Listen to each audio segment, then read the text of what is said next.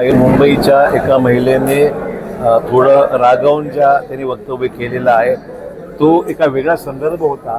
मुंबईमध्ये ट्रॅफिकचा प्रॉब्लेम निर्माण झाल्यामुळे त्या थोड्याशा रागावलेल्या होत्या. ही वस्तुस्थिती आहे.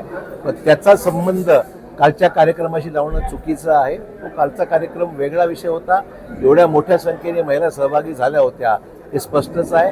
ट्रॅफिकमुळे ती महिला संतप्त झाली होती वा स्पष्टच आहे. ठीक आहे, त्यात काही राग मानायचं कारण नाही. पोलिसांनी ट्रॅफिकची व्यवस्था केलेली होती. त्या कालावधीमध्ये ट्रॅफिकसाठी वेगळे पर्याय होते, परंतु कदाचित त्यांना माहीत नसेल आणि म्हणून थोडेसे तो प्रसंग घडलेला आहे. पण त्याचा आणि आरक्षणाचा काही संबंध नव्हता. महिला आरक्षणावर बोलण्याचा अधिकार नाही आहे. पहिल्यांदा त्यांनी RSSच्या सरसंघचालकपदी महिलेला बसवलं. असं आहे, RSSनी काय करावं काय करू नये याचा सल्ला देणं इतपत हर्षवर्धन सपकाळ काही मोठे झालेले नाही आहेत. आता नुकतेच अध्यक्ष झाले, त्यांना बरं शिकायचं आहे याच्यामध्ये. कुठलंही राजकारण सुरू नाहीये.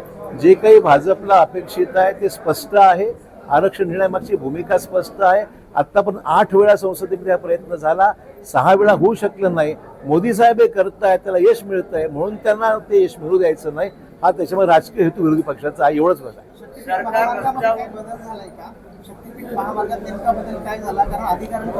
नाही, तिथे असं आहे की शक्तीपीठ महामार्गाच्या बाबतीमध्ये लोकांचा विरोध आहे, वास्तव आहे. सगळ्या जिल्ह्यातच विरोध आहे. त्यामुळे मार्ग बदलून जर हा विषय मार्गी लागत असेल तर तो प्रयत्न सरकार करत आहे. साहेब, नाशिक झालं, अमरावती झालं, लव जिहादचे प्रकार खूप वाढलेले आहेत. धर्मांतर करण्यासाठी त्यांचा वापर. सरकारची भूमिका स्पष्ट आहे.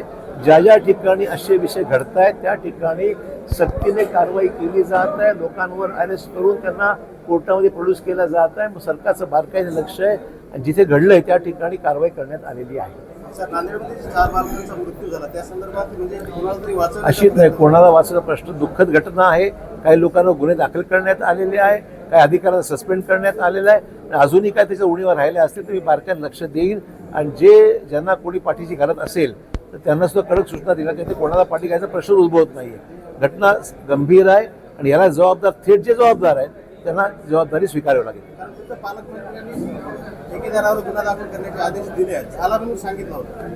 मला सुद्धा तेवढीच माहिती माझ्याकडे आहे. अधिक माहिती मी घेतो आणि त्याच्यात झाली नसेल तर कारवाई करायला लावू आपण.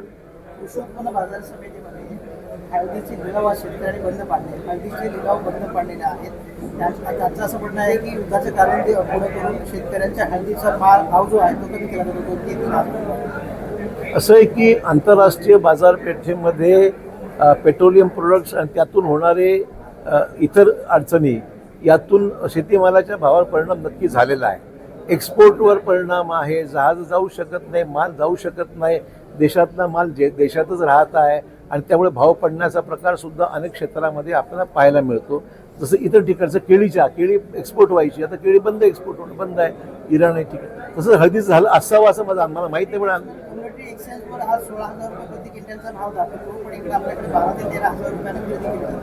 मी माहिती घेईन त्याच्यामध्ये. पण सांगायचा उद्देश एवढाच आहे की जे काही मिडल ईस्टमध्ये जे काही त्या ठिकाणी युद्ध सुरू आहे त्या युद्धामुळे मालाचा निर्यात आयात हे दोन्हीवर परिणाम झालेला आहे आणि निर्यात बंद झाल्यामुळे भाव पडणं स्वाभाविकच आहे. त्याच्यामध्ये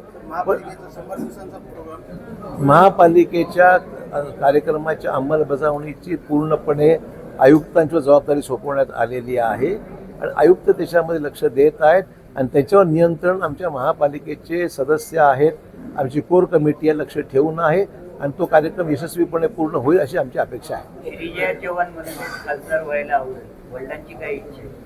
माझी इच्छा, तिची जी इच्छा तिनेच करायचं, मला कुठे काय करायचं आहे. इतक्या लोक सांगू शकतात.